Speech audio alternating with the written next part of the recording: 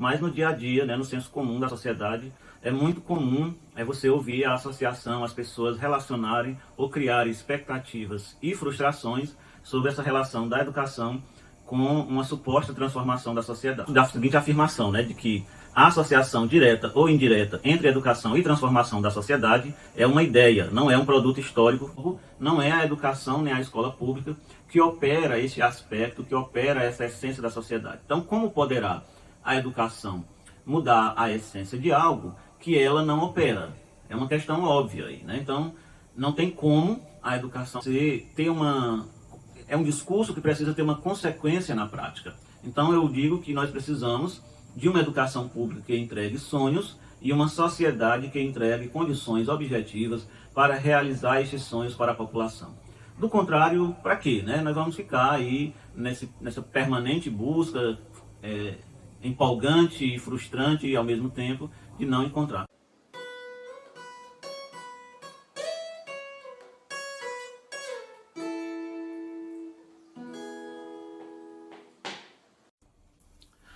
Olá, sou o professor Benedito Alencar, tenho formação em pedagogia, mestrado na área de educação e trabalho há mais de 16 anos como professor de educação básica e professor de ensino superior, na formação de educadores no curso de pedagogia da Universidade Pública. No campo da educação e no campo do trabalho com conhecimento, eu compreendo que uma das tarefas fundamentais de um educador e de uma educadora é se inquietar com as questões sociais e educativas e, a partir dessa inquietação, buscar novos conhecimentos para avançar na compreensão e principalmente na construção de novas práticas educativas na sociedade. Nesse sentido, uma das questões que eu venho abordando nos últimos tempos, na minha formação e na minha prática como educador, é a temática da relação da educação com a transformação da sociedade.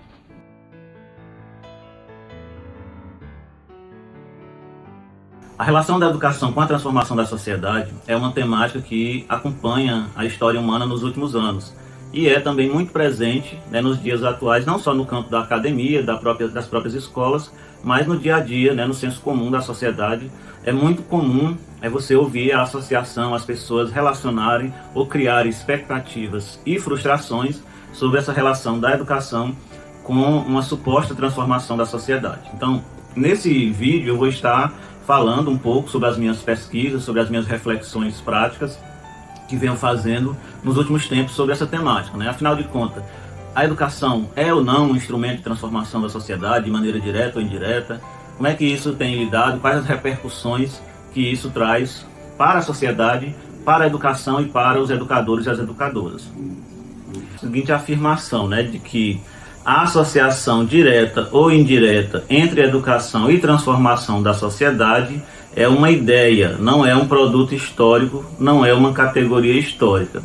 Esse ponto ele é fundamental e é ao mesmo tempo também, eu diria até que um pouco polêmico, para o senso comum e até para vários setores da educação, mas ele é absolutamente razoável, no sentido de que quando você observa como é que se dá essa relação da educação com a transformação da sociedade, pegando como método de análise o materialismo histórico dialético do autor Karl Marx, que explica que para você compreender a sociedade, para compreender os fenômenos, você tem que observar a totalidade dessa sociedade e o processo histórico, sendo que o que explica os fenômenos sociais, o que gera um conhecimento sobre determinados aspectos da sociedade, são os fatos, são o que eu chamo de categoria histórica, aquilo que já se provou cientificamente como algo aplicável à sociedade. Então, educação como um instrumento direto ou indireto de grandes transformações na sociedade, a gente ainda não é uma categoria histórica. Por isso que eu afirmo que a associação direta ou indireta entre educação e transformação da sociedade é uma ideia e não é um produto histórico, ou não é uma categoria histórica, utilizando, né, a linguagem do materialismo histórico dialético.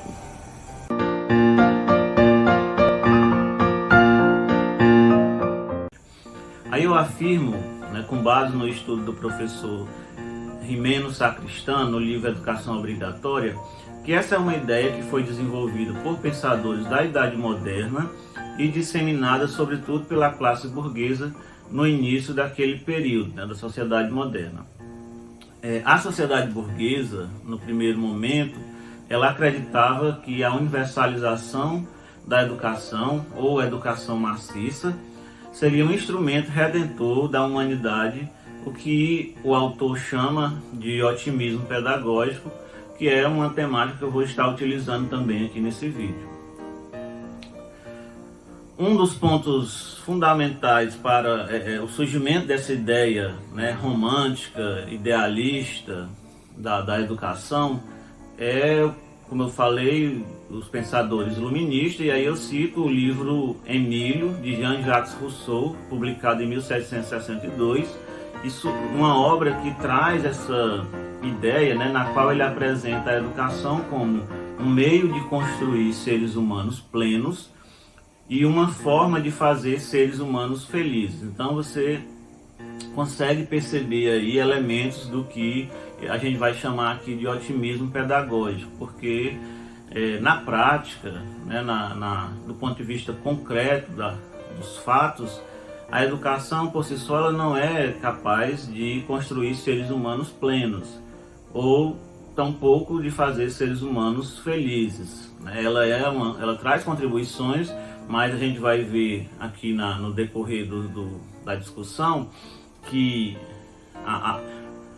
a felicidade, né, ou a realização plena de um indivíduo, ela não se dá só no campo das ideias, no campo da cognição, no campo dos conhecimentos. Ela se dá principalmente a partir das questões objetivas, políticas, econômicas e sociais. Mas isso vai ficar muito claro nessa sociedade, né? Inclusive tem esse trecho que o Sacristán apresenta sobre como a educação era vista nesse período histórico, em que diz o seguinte, né? Cultivando o povo, era possível libertá-lo da obscuridade, da tirania, da dependência dos poderes irracionais e da exclusão intelectual e política. Então você, só reforçando essa ideia, essa empolgação em torno do papel da educação na sociedade. Essa empolgação, ela chega no Brasil, né, na nossa sociedade, na educação brasileira, principalmente no período da redemocratização, né, que é de meados dos anos 1980 para cá, com a Constituição de 88, com a LDB de 1996, então há uma empolgação também, ou um otimismo pedagógico em torno do papel da educação na sociedade brasileira.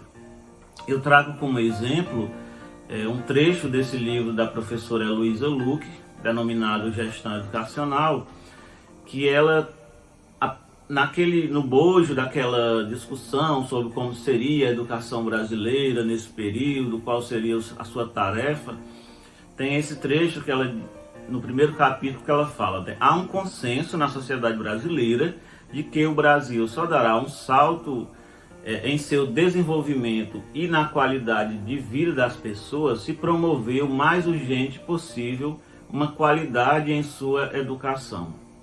Então você percebe também aí essa mesma ideia que eu venho tratando aqui. Inclusive, só para ilustrar, nesse mesmo livro a autora cita como exemplos concretos os casos dos países, né, Japão e Coreia do Sul, dando a entender de que o grande desenvolvimento econômico, político e social que esses países tiveram ali no século XX teria sido impulsionado pela educação. O que a gente vai ver na sequência é que não é exatamente assim, né? A educação vai estar presente e é muito forte nesses países, mas dentro de um projeto de sociedade com essa mesma perspectiva, né? Não foi a educação que impulsionou o projeto de sociedade, e sim o contrário. Além dos autores, né, da Academia Brasileira, as próprias políticas oficiais do Estado vão também reforçar essa ideia, né, entrar nessa ideia de um otimismo pedagógico, como fica claro no artigo 2º da Lei de Diretrizes e Bases da Educação, LDB de 1996, o artigo 2º, que trata da finalidade da educação no nosso país, tem esses 3 grandes pilares da função da educação brasileira, que é contribuir para o pleno desenvolvimento do educando, preparar para a cidadania e formação para o mundo do trabalho. Quando você faz uma articulação, né, desses fundamentos com o aspecto da educação na sociedade moderna, você percebe um eco, né, ecos de otimismo pedagógico aí, como é o caso, por exemplo, do pleno desenvolvimento do educando. Você percebe uma relação direta com o livro Émile de Rousseau, a cidadania, que é um elemento muito forte na Revolução Francesa, né? Essa cidadania fundada em direitos sociais, direitos políticos, direito civil, e a formação para o mundo do trabalho também é muito marcante desse período nas políticas econômicas, principalmente ali a partir das primeiras décadas do século XX, como fica claro aí no artigo 23 da Declaração Universal dos Direitos Humanos, né, aquela história da formação para o pleno emprego, que se esboçou, né, em algumas nações naquele período, mas que de fato nunca ocorreu em larga escala no mundo, e diminuiu bem mais nas últimas décadas com o surgimento, né, das políticas econômicas neoliberais, no Brasil, por exemplo.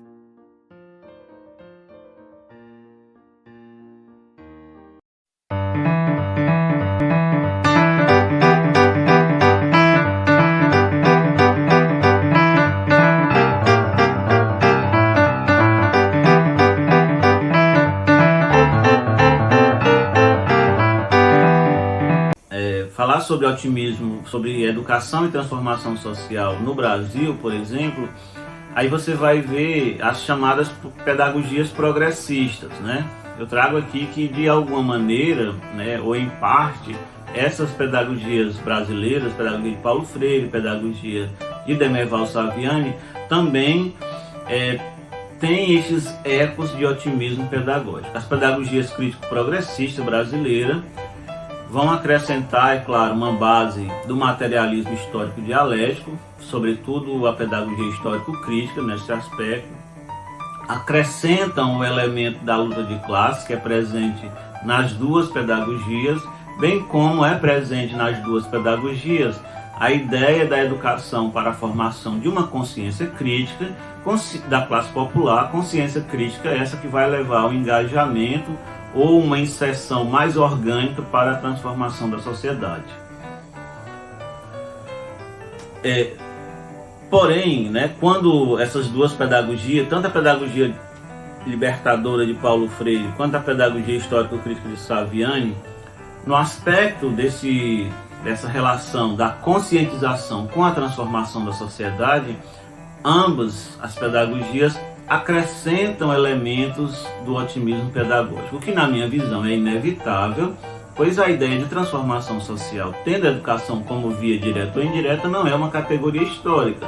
Então falta a essas teorias o elemento concreto de dizer o seguinte: a educação vai fazer um processo de conscientização, assim como aconteceu na sociedade A, na sociedade B, na sociedade C.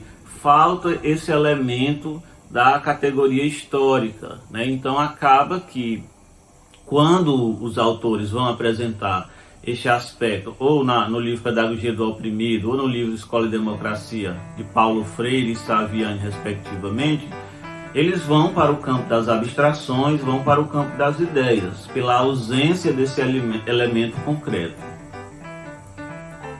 Isso fica claro, né, nesse esboço que eu faço sobre como se dá o processo de educação, conscientização e transformação social nos autores. No caso de Paulo Freire, por exemplo, você vê que tem aqui uma educação que parte da realidade, do contexto, uma educação que cria, né, uma relação professor-aluno mais horizontalizada por meio de ciclo de cultura, ciclo de debate.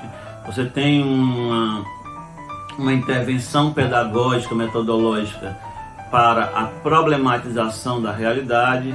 Você tem elementos que se provam como capazes de se construir um pensamento crítico esse que se mostra capaz de transformar o ser humano no sentido de um nível de consciência e até de ação social.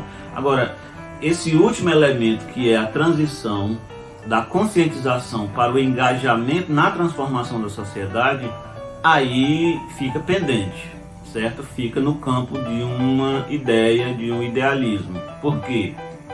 A ideia aqui é a seguinte: que o conjunto de consciências transformadas, as pessoas conscientizadas, elas vão se somar e vão se mobilizar a ponto de fazer as transformações políticas e sociais, o que até hoje não aconteceu, pelo menos em larga escala, em nenhuma sociedade. E isso é muito parecido, claro que por caminhos e com fundamentos um pouco diferentes, em Saviani, mas é a mesma perspectiva, né? Você parte da prática social, você tem a problematização. Essa problematização com os conteúdos científicos vão lhe dar uma instrumentalização que vai chegar a uma cartaz, que seria a consciência crítica, e essa consciência crítica adquirida vai levar, como Saviani diz, assim, a um nível sintético da realidade que possibilitará uma compreensão e se torna uma ação mais orgânica, que seria então a transformação social. Mas a lógica é parecida, e quando faz aí essa questão da intervenção mais orgânica na sociedade, vai cair na mesma questão que eu falei em relação a Paulo Freire, né? Fica como uma ideia, porque falta uma descrição concreta de como se deu esse processo em algum momento da história. O próprio Paulo Freire e Saviani também, eles não ficaram imunes a essa questão, né? Eles não ficaram alheios a essa inquietação, a esse dilema. Como fica claro nesse trecho da Pedagogia do Oprimido, quando Paulo Freire pergunta, né? Ele mesmo pergunta: se, porém, a prática dessa educação transformadora implica num poder político esse que a classe oprimida não tem, como então realizar a pedagogia do oprimido antes da Revolução? Então repare que esse dilema ele não ficou alheio ao pensamento dos autores. Aí o Paulo Freire vai responder essa questão no próprio livro, na sequência após essa pergunta, com uma questão que eu particularmente compreendo que ela fica até um pouco negligenciada na pedagogia e em quem estuda Paulo Freire, né? Porque essa ideia que eu venho falando aqui, né, ela contaminou muito o discurso acadêmico e contaminou muito o imaginário social. Inclusive Paulo Freire, de certo modo, é afetado por isso, embora eu costume dizer que Paulo Freire não pode responder pelo que as pessoas acham que ele disse, e sim pelo que ele falou. Mas assim, Paulo Freire, quando ele diz assim, um primeiro aspecto para responder a pergunta é compreender uma distinção entre a educação sistemática, que seria a educação pública, a educação do sistema público de ensino, que só pode ser mudada com o poder. Então ele está dizendo que, a princípio, que a escola, dentro de um Estado classista, dentro de um Estado que atende a interesses de uma classe dominante, que é a classe opressora, essa educação ela não tem condição de fazer a transformação, porque ela precisa do poder associado à classe popular. Então ele aposta na segunda categoria, que são, na verdade, os trabalhos educativos realizados com os oprimidos no processo de sua organização. Então, o que fica claro, pelo menos no meu entendimento aqui, é que Paulo Freire, primeiro, ele não descarta a importância da educação escolar, educação sistemática, porém essa educação ela não vai garantir as condições objetivas para a transformação social. Então ele aposta, entre aspas, né, que não é exatamente uma aposta, de que junto com essa educação sistemática é preciso fazer uma pedagogia nos processos organizativos da classe popular ou da classe oprimida. O que seriam esses processos organizativos sociais? Seria as relações de trabalho, as organizações de base, sindicato, associação, movimentos sociais, espaços que representam essa organização da classe oprimida. Nesses espaços também é necessário fazer uma pedagogia orientada para a transformação social, porque somente por dentro da educação sistemática essa que não está, né, sobre a alçada da classe popular, não tem como fazer essa pedagogia transformadora.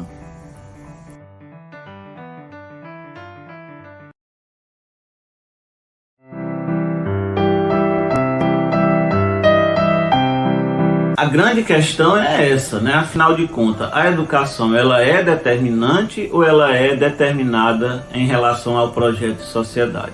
E para tentar responder essa pergunta, eu costumo pegar essa analogia, né, ou essa charge do macaco, que diz o seguinte: é mais fácil o macaco mudar de árvore ou mudar a sua árvore de lugar, né, para fazer essa discussão. Então é óbvio que é muito mais fácil o macaco mudar de árvore do que mudar a sua árvore de lugar. Então, mesmo aquela educação, mesmo aqueles educadores que têm uma formação com um viés progressista, que tentam dar consequência a esse seu discurso na prática, eles vão emperrar, nós acabamos emperrando em questões que não são propriamente da educação.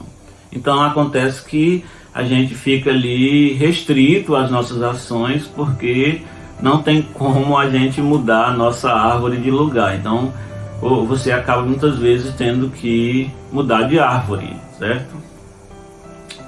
Então eu afirmo, né, a tese central dessa minha inquietação e desses meus estudos, de que a educação historicamente não se provou e nem se prova nos dias de hoje como um instrumento direto ou indireto de transformação social.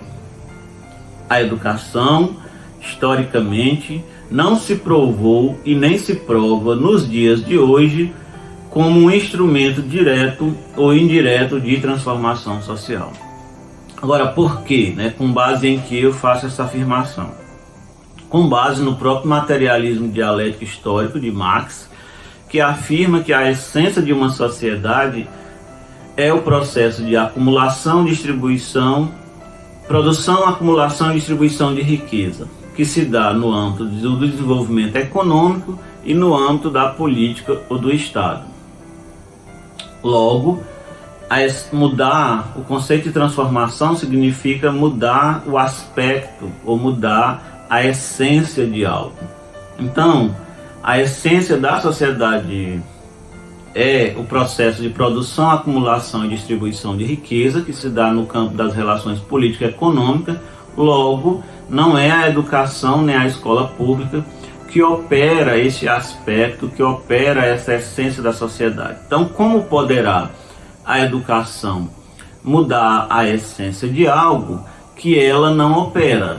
É uma questão óbvia aí, né? Então, não tem como a educação ser um agente diretamente de transformação ou até mesmo indireto de uma sociedade, porque não é ela que opera o aspecto central, a essência da sociedade. Então fica evidente, né, no meu ponto de vista, com base no materialismo histórico dialético, de que você tem que considerar aquilo que se manifesta na dinâmica do movimento real para se construir conhecimento sobre, e observando, tendo como objeto de estudo ou campo de experimentação, entre aspas, né, já que nas ciências humanas a gente não tem laboratório de testagem, nosso grande laboratório é o processo histórico e a totalidade. Então, quando você observa a totalidade da sociedade e o processo histórico, a evidência factual que a gente chega é de que não há registro histórico de transformação estrutural de uma sociedade em que a educação foi o grande agente de transformação, direto nesse caso, ou indireto. E para tentar dar mais objetividade a essa afirmação, eu fiz uma pesquisa exploratória sobre o que eu chamo de grandes transformações sociais nos últimos séculos, a nível, né, de país, de nação, de continente.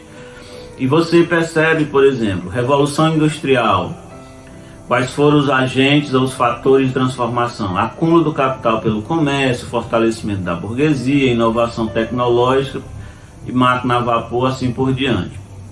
Revolução Francesa, insatisfação com o antigo regime, com a nobreza, a crise econômica, a fome e o interesse da classe burguesa pelo poder.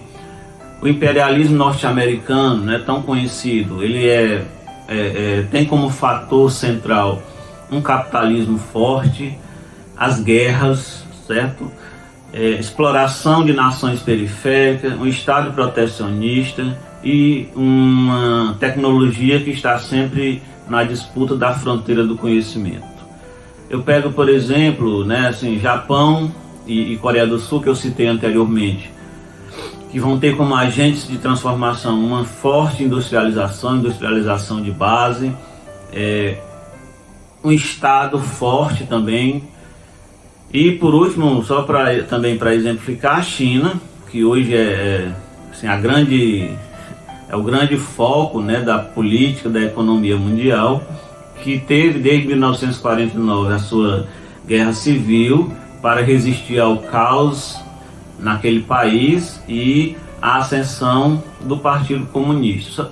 Só para a gente ter uma ideia dessa relação, por exemplo, a China, em 1949, quando ela inicia a sua transformação social por meio de uma revolução, ela tinha cerca de 90% da sua população analfabeta, o que ilustra que a educação não era naquele momento um elemento forte da sociedade chinesa. Um ponto que vai chamar a atenção sobre esses dados é que, na sequência, né, em todas essas sociedades, em todos esses países, pós-transformação social, seja por meio de revolução ou seja por meio de reformas, aí sim a educação passa a assumir um papel central na manutenção, consolidação e desenvolvimento do projeto de sociedade desses povos. O que dá um indício, né, e nos traz uma pergunta. Afinal de contas, dessa forma, então, a perspectiva progressista de democratização da escola pública para a sociedade, ela se torna obsoleta? A minha resposta é que não, certo? Mas é preciso, como eu falo metaforicamente, né? Nós da educação, precisamos nos resignar à nossa insignificância para nos tornar significantes socialmente. Ou seja, precisamos conduzir ou reconduzir a educação pública ao seu devido lugar na sociedade. Que seria o que, né? Aquilo que já é dado historicamente e que pode avançar, evidentemente. Que a educação é uma ação social que se mostra historicamente como um elemento fundamental para cuidar dos processos formativos da humanidade. Ela é um processo e uma ação social que se prova capaz de construir uma formação humanista, uma formação ética, uma formação pautada em valores éticos, inclusive no sentido de garantir uma civilidade, garantir uma inclusão dos diferentes povos, raças, etnias e orientações sexuais. E principalmente a educação pública, né, retomar aquele conceito clássico de escola como um espaço de formação intelectual, formação científica da classe popular, trazendo para o povo, trazendo para a classe popular uma formação científica, uma formação intelectual sólida, de maneira crítica e de maneira progressista também. Só que no meu caso eu compreendo que a formação progressista é uma formação orientada para a transformação social e não uma formação para a transformação social. O que significa isso? Que essa formação orientada para a transformação, ela tem que estar sempre junta, né, de maneira inseparável com um projeto de sociedade nos moldes que eu venho tratando aqui. O que torna a educação pública, a democratização da escola, em parte obsoleta, é quando ela acontece em uma sociedade que não tem um projeto de nação a serviço da grande maioria da sua população, como é o caso do Brasil nos últimos anos ou até ao longo dos anos. O que a gente vê hoje é um processo de ampliação da escolarização, não há dúvida sobre a questão do acesso, porém a gente vê uma educação em grande parte obsoleta, porque nós não temos um projeto de desenvolvimento da sociedade que dialogue e que dê consequência a essa formação que a escola pública traz para o povo brasileiro. Com isso, eu concluo dizendo que precisamos de uma educação pública que entregue sonhos e uma sociedade que entregue condições objetivas para realizar esses sonhos para a maioria da população. Sonhar não é proibido, na sociedade. Sonhar com uma educação associada à transformação social também é possível, Paulo Freire mesmo diz que sonhar é o primeiro passo para tornar-se. Então, só que esse sonho precisa é um discurso que precisa ter uma consequência na prática. Então eu digo que nós precisamos de uma educação pública que entregue sonhos e uma sociedade que entregue condições objetivas para realizar esses sonhos para a população. Do contrário, para quê? Nós vamos ficar aí nessa permanente busca empolgante e frustrante ao mesmo tempo de não encontrar. Então, uma educação pública que entregue sonhos e uma sociedade que entregue condições objetivas para realizar estes sonhos é a minha compreensão atual sobre a relação educação e transformação da sociedade.